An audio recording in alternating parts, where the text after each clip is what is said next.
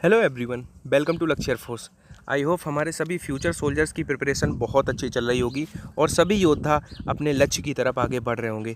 दोस्तों, ये जो आगे आने वाले 30 दिन हैं, ये निर्धारित कर सकते हैं कि आगे आने वाले 30 साल आप कहाँ रहेंगे। तो इन 30 दिनों में, इन बचे हुए 30 डेज़ में आपको अपने आप का बेस्ट देना है, अपने आप को झोंक देना है।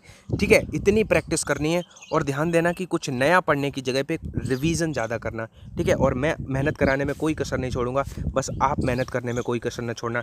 जो मैराथन के मैं हर दूसरे दिन जो एक लिंक दे रहा हूँ कम्युनिटी पे, उसको आपको ज़रूर तैयार करके जाना है। फर्स्ट क्वेश्चन है जो स्पेसिफिक टाइप है, जो बहुत पूछा जाता है। आपको फॉर्मूला देखो, पहले क्वेश्चन पढ़ता हूँ। एक ट्रांजिस्टर है NPN, उसमें जो बेस कलेक्टर करंट है वो 24 मिली एम्पियर है। संग्राहक की ओर 80% इलेक्ट्रॉन पहुंचते हैं, तो बेस करंट फाइंड करना है। मोस्ट इंपॉर्टेंट है। अब लेवल जो है, जो डिमांड कर रहा है नेवी और एयरफोर्स का जो ट्रेडिशन अभी है, वो इसी तरह के क्वेश्चन का है। न्यूमेरिकल जो 2 से 3 बनते हैं, उनमें से इस तरह का एक न्यूमेरिकल आप एक्सपेक्ट कर सकते हो। तो आपको फॉर्मूला याद रखना है। जो एमिटेड करंट होता है वो किसका सम होता है? वो आपका कलेक्टर करंट और बेस करंट का सम होता है। अगर ये फॉर्मूला आपके मतलब माइंड में था, तो आप पेन भी नहीं उठाना था आपको, और ये क्वेश्चन अगर आपका मैथमेटिकली जो एनालिटिकल पावर है वो थोड़ा बहुत ठीक है, तो आप इसको कर पाते। क्योंकि ये 24 था, जो आपका कलेक्टर करंट था वो कितना था? 24 था। और वो उसने साफ मेंशन किया है कि 80% ही इलेक्ट्रॉन पहुंचते हैं संग्राहक की तरफ। कितने पहुंचते हैं? 80%। यानी कि ये 24 जो है वो किसका 80% है? वो 30 का। ऐसी आपको पता है 24 किसका 80% है? 30 का। तो एमिटेड कितना है? 30 है। तो बेस करंट यहाँ से हम फाइंड कर सकते हैं। अगर हम यहाँ से बेस करंट जो IB फाइंड करेंगे, तो 24 इधर आएगा, सब्सट्रैक्ट हो जाएगा, 30 में से 24 जाएगा, 6 मिली एम्पियर हमारा आंसर हो जाएगा। लेकिन ये इतना ईजी तब है अगर आपने मेहनत करी है उस लेवल की, और अभी भी कुछ नहीं बिगड़ा है। इन 30 दिनों में आप इतनी प्रैक्टिस करो, और सबसे मेन थिंग कि आपने जो पीछे पढ़ा है उसको बहुत अच्छे से रिवाइज करो। अब किन्हीं बच्चों को एक चीज़ प्रॉब्लम हुई है, मैं क्लियर कर दूं कि सर ये कैसे आपने कह दिया 30% है। तो उसने साफ कहा है कि संग्राहक की ओर कितने परसेंट पहुंचते हैं? 80% इलेक्ट्रॉन पहुंचते हैं। आप बताओ, जो एमिटेड, मान लो एक्स एमिटेड है, उसका जो 80% है, 80/100, 80% वही तो पहुंचते हैं। और वो कितना है? जो कलेक्टर करंट की ओर 80% पहुंचते हैं, और वो 80% है 24। जो करंट है कितना है? 24। तो अगर हम इसको कैंसिल करेंगे, 0 से 0 काटेंगे, 8 से 1 काटेंगे 3 बार, और ये 10 का 0 इधर आएगा, तो एक्स जो है वो कितना आ गया? 30। यानी कि एमिटेड करंट कितना आ गया? 30। तो अब वही उसी फॉर्मूले में रख दिया, एमिटेड बराबर कलेक्टर प्लस बेस। तो यहाँ से बेस का कितना आ जाएगा? ये सब्सट्रैक्ट होगा, 6 आएगा।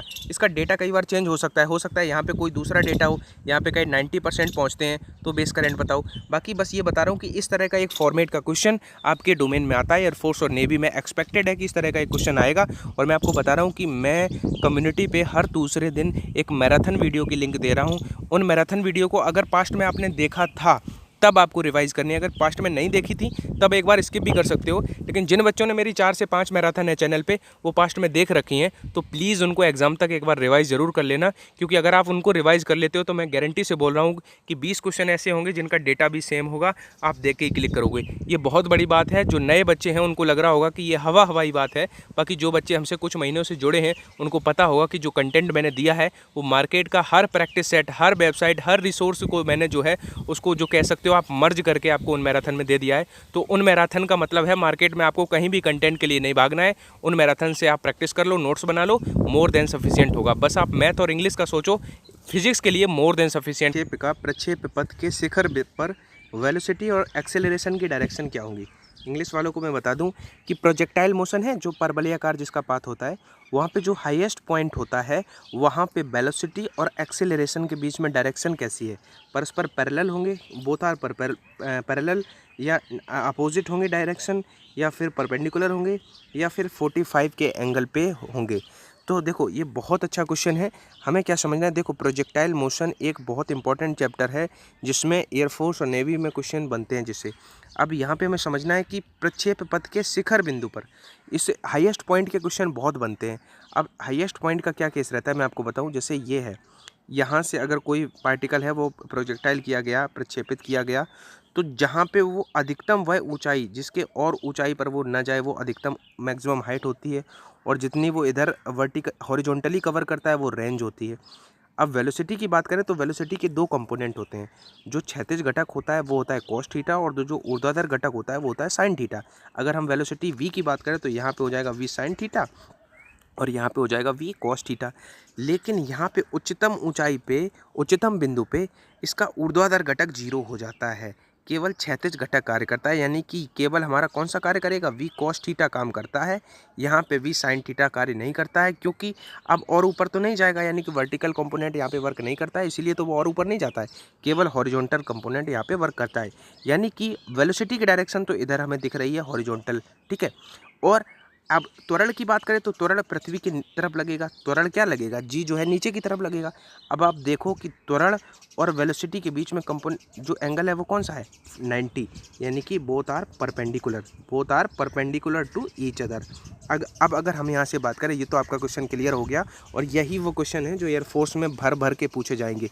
अब एक और पॉइंट आप याद रखना, आपसे पूछा जाएगा कि महत्तम ऊंचाई पर वेग का कौन सा घटक कार्य करता है, केवल क्षैतिज घटक कार्य करता है, ऊर्ध्वाधर घटक 0 हो जाता है। दूसरा क्वेश्चन जो एयरफोर्स में पूछा जा चुका है कि अगर काइनेटिक एनर्जी k है तो उसके हाईएस्ट पॉइंट पे काइनेटिक एनर्जी कितनी होगी, ऑप्शन होगा k/√2, दूसरा ऑप्शन हो सकता है k/2 या 2k, ऐसे ऑप्शन बहुत सारे हो सकते हैं।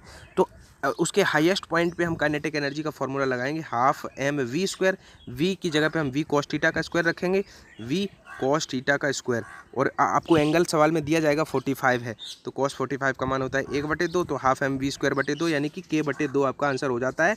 और ये क्वेश्चन पूछा गया है जिसमें आपसे कहा गया होगा कि आपका मैक्सिमम पॉइंट पे हमें बताना है क्या, काइनेटिक एनर्जी। अब बात करें प्रक्षेप गति में, तो ये तो पहला पॉइंट कि प्रक्षेप का पथ कैसा होता है, आपको ऑप्शन देगा सरल रेखीय, परवलयाकार, अति परवलयाकार या दीर्घ वृत्ताकार। तो प्रक्षेप का पथ कैसा होता है, परवलयाकार। अगर आपसे कहा जाए कि एक एंगल जो है 60 डिग्री है, तब रेंज हमें कोई आर मिली, तो दूसरा एंगल क्या हो जिसपे बराबर उतनी ही परास मिले, तो अगर दूसरा एंगल 30 डिग्री होगा तो वही रेंज मिलेगी जो 60 पे मिलेगी, यानी कि अगर दोनों कोण पूरक हैं, कॉम्प्लीमेंट हैं, तो फिर रेंज इक्वल आती हैं। आपसे पूछा जाएगा किस कोण पे फेंकें कि अधिकतम परास मिले, तो 45 अंश के कोण पे अगर प्रोजेक्टाइल किया जाएगा तो मैक्सिमम रेंज मिलेगी। यही क्वेश्चन है एयरफोर्स के फेवरेट। पूछा जाएगा टाइम ऑफ फ्लाइट मैक्सिमम होने के लिए एंगल कितना होना चाहिए, एंगल अगर 90 डिग्री होगा तो टाइम ऑफ फ्लाइट कैसा होगा, मैक्सिमम होगा। एक वास्तविक गैस आदर्श गैस की तरह व्यवहार करती है जब प्रेशर और टेम्परेचर दोनों हाई हों या दोनों लो हों, या प्रेशर हाई हो और टेम्परेचर लो हो, या प्रेशर लो हो और टेम्परेचर हाई हो। तो इसके लिए क्या होना चाहिए कंडीशन, ऐसे बहुत कन्फ्यूजिंग होते हैं, इसमें क्या होना चाहिए, प्रेशर लो हो और टेम्परेचर हाई हो। इस तरह की जो कन्फ्यूजिंग चीज़ें हैं वो साथ में याद कर लो, जैसे कि श्यानता, पृष्ठ तनाव, ये 2-4 चीज़ें हैं। और इसमें भी आदर्श गैस से जो क्वेश्चन बनते हैं, एक मैं आपको पहले सभी बता दूँ, जो विस्कोसिटी होती है, अगर ताप बढ़ाएंगे तो गैसेस की बढ़ती है। आप लोग परेशान होने लगे होंगे कि ये फैक्ट कितनी बार बता चुके हो। देखो जो चीज़ें ज़्यादा पूछी जाती हैं वो मैं ज़्यादा रिवाइज़ भी करा देता हूँ, और लिक्विड की ताप बढ़ाने पे घटती है, ठीक है। अब यहाँ से ये तो आपने पढ़ लिया निम्न ताप और उच्च ताप।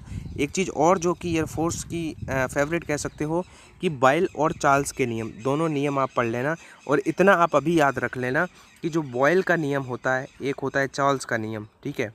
बॉयल के नियम में आपसे पूछा जाएगा क्या नियत रहता है, ऑप्शन होंगे ताप, दाब, आयतन। तो बॉयल के नियम में आपका टेम्परेचर कांस्टेंट रहता है।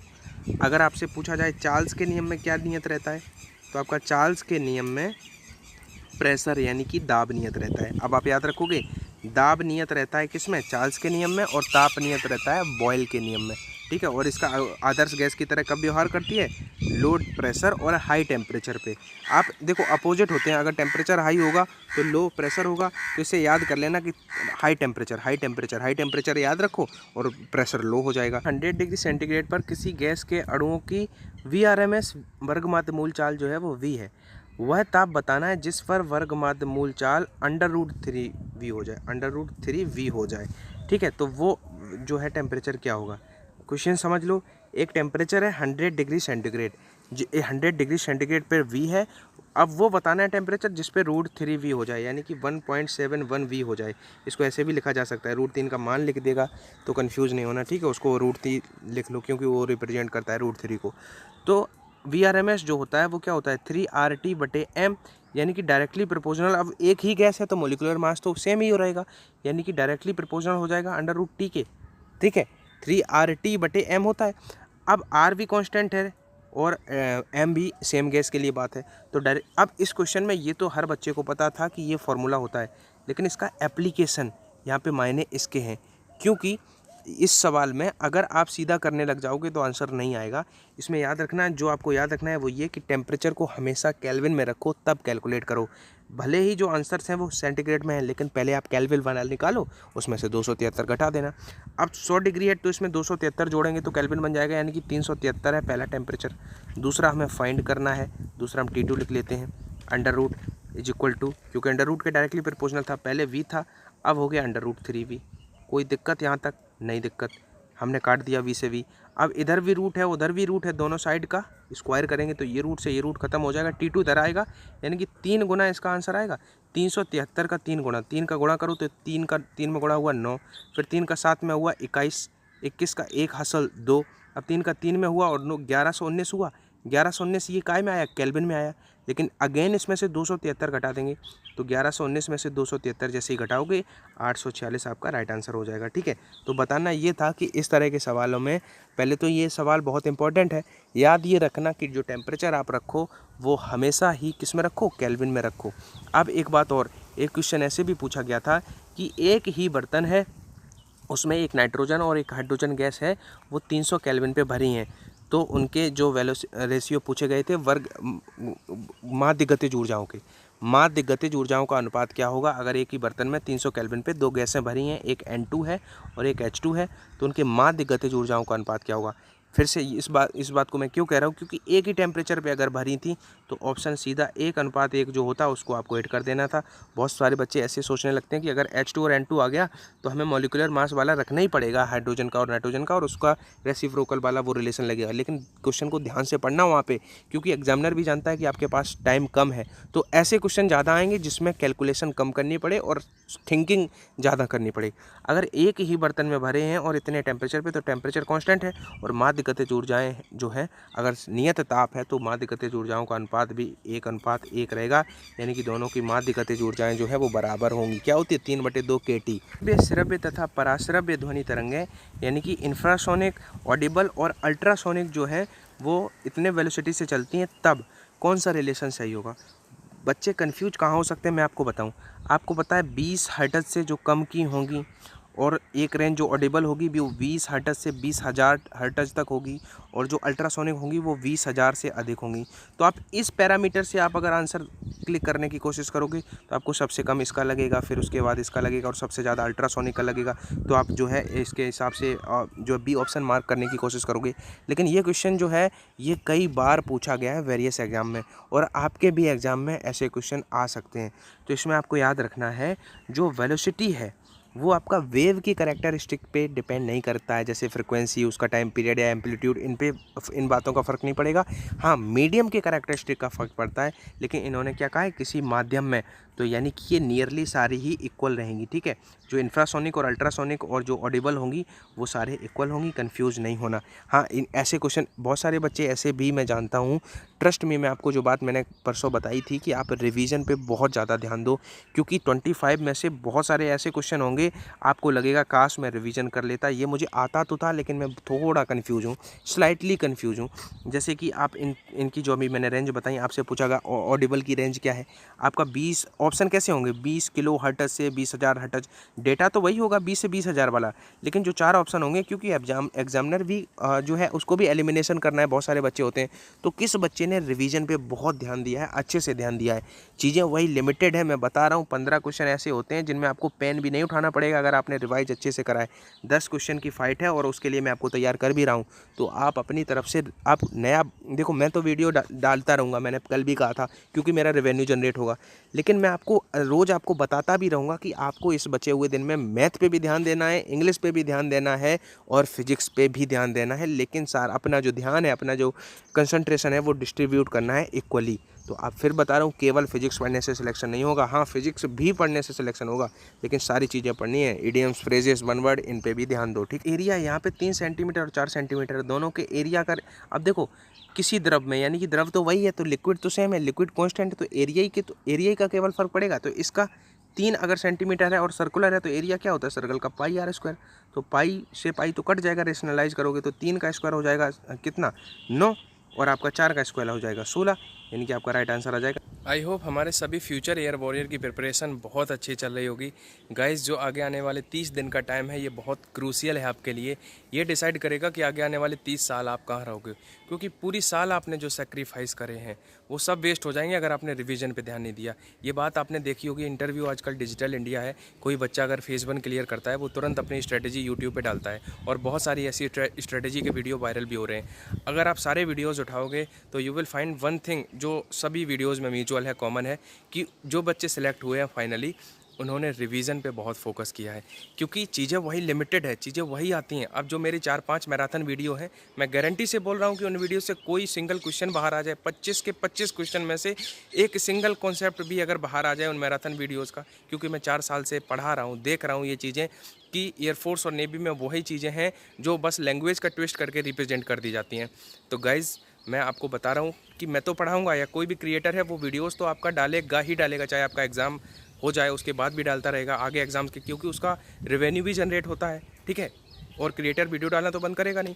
आपने क्या करना है कि आपको फोकस करना है अपना रिवीजन पे। और ऐसे बच्चे भी होते हैं कि फिजिक्स में तो 22 मार्क्स आ रहे हैं लेकिन इंग्लिश में फेल हो जा रहे हैं, कहीं आप उस कैटेगरी में इंक्लूड ना हो जाओ। तो ये चीज़ें जो मैं आपको बता रहा हूँ ये बहुत सेंसिटिव रहेगा कि अभी से 1 महीने आप क्या पढ़ते हो, ठीक है। क्योंकि ये आप इतना तो आप में सेंस ऑफ सिलेक्शन होना चाहिए कि हमें क्या पढ़ना है क्या नहीं पढ़ना है। अगर आपको यही बिलीफ है कि जो सभी बच्चे कर रहे हैं वो भी हम भी करें, मैराथन मैराथन मैराथन, हाँ मैराथन में भी वो चीज़ें अगर मिल रही हैं आपको जो रिवाइज़ करा रही हैं आपको, तब तो ठीक है। स्टॉप ग्रैप्सिंग न्यू थिंग्स, आपको नया बिल्कुल भी नहीं पढ़ना है इन 30 दिनों में। सिलेक्शन बहुत इजीली होगा अगर आपने मेहनत करी है पास्ट में। बहुत सारे बच्चे मैं देखता हूँ 1-1 हज़ार स्क्रीनशॉट हो जाते हैं फ़ोन में, और आप में से भी ऐसे बच्चे होंगे जिनके जो नोट्स नहीं बनाते हैं वो स्क्रीनशॉट ले लेते हैं, और गलत भी नहीं है इसमें कुछ। अगर आपने स्क्रीनशॉट लिए हैं तो आज से ही आप कोशिश करो कि 50-50 स्क्रीनशॉट को आप रिवीजन करो, ठीक है। क्योंकि मैं फिर बता रहा हूँ, आप बाद में बहुत पछताओगे। आंसर इतने क्लोज होते हैं कि आपको लगता है कि काश मैं नया ना पढ़ के अगर इन चीज़ों को, क्योंकि 25 क्वेश्चन आने हैं।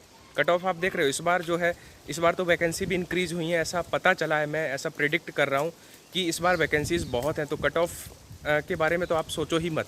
अगर आप थोड़ा बहुत भी पढ़ते हो और अगर आप मॉक टेस्ट लगा रहे हो और अगर आपके एवरेज मार्क्स भी आ रहे हैं तो बहुत अच्छा है, ठीक है। और अगर आप मॉक टेस्ट नहीं लगा रहे हो तो आप लगाओ और अपने आप को इवेल्युएट करो कि आप कहाँ स्टैंड कर रहे हो। परीक्षा ऐप का मैं प्रमोशन करता हूँ, तो मैं परीक्षा ऐप को रिकमेंड करूँगा।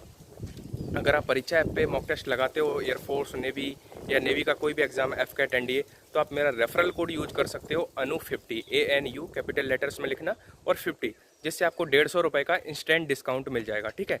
तो आप मेरा रेफरल कोड यूज करके परीक्षा ऐप पे लगा सकते हो। वहाँ पे आप अपनी रैंक जान सकते हो और उसे कंपेयर कर सकते हो कि मैं कहाँ स्टैंड कर रहा हूँ, ठीक है। All the best. तो मैं तो डेली आऊँगा, 2-4 क्वेश्चन लेके आपको डेली पढ़ाऊँगा, लेकिन रेगुलर आपको अपने वीडियोस के थ्रू आपको अलार्म भी एक बताऊँगा भी कि आपको रिवीजन भी करना है। बहुत सारे इडियम्स होते हैं, बहुत सारे फ्रेजेस होते हैं, क्योंकि वही चीज़ें हैं जो सभी बच्चे क्या हैं, केवल ल्यूसेंट की बुक से इडियम्स पढ़ लिए, लेकिन आपको कुछ अलग करना है, ठीक है। इंटरनेट का सोर्स, आपके जो रिसोर्स है वो गूगल होना चाहिए। कुछ ऐसे इडियम्स याद करो जो पिछले सालों में पूछे गए हैं, 1 वर्ड्स, फ्रेजेस, ये सारी चीज़ें याद करो, ठीक है। इसी तरह से पढ़ते रहेंगे। और अगर आपका कोई डाउट हुआ करे तो आप टेलीग्राम पे जुड़ जाओ। अगर मुझसे कोई वीडियोज़ में एरर हो जाती है या कोई प्रॉब्लम हो जाती है तो मैं सारी नोटिफिकेशन टेलीग्राम पे दे देता हूँ। डिस्क्रिप्शन बॉक्स में लिंक दिया हुआ है, वहाँ से आप जुड़ सकते हो टेलीग्राम पे। और कम्युनिटी पे भी एक्टिव हो जाओ, क्योंकि 2-4 क्वेश्चन मैं कम्युनिटी पे भी पोस्ट करता रहता हूँ और उनका जो एक्सप्लेनेशन होता है वो पिन कर देता हूँ उसके आंसर्स में, ठीक है।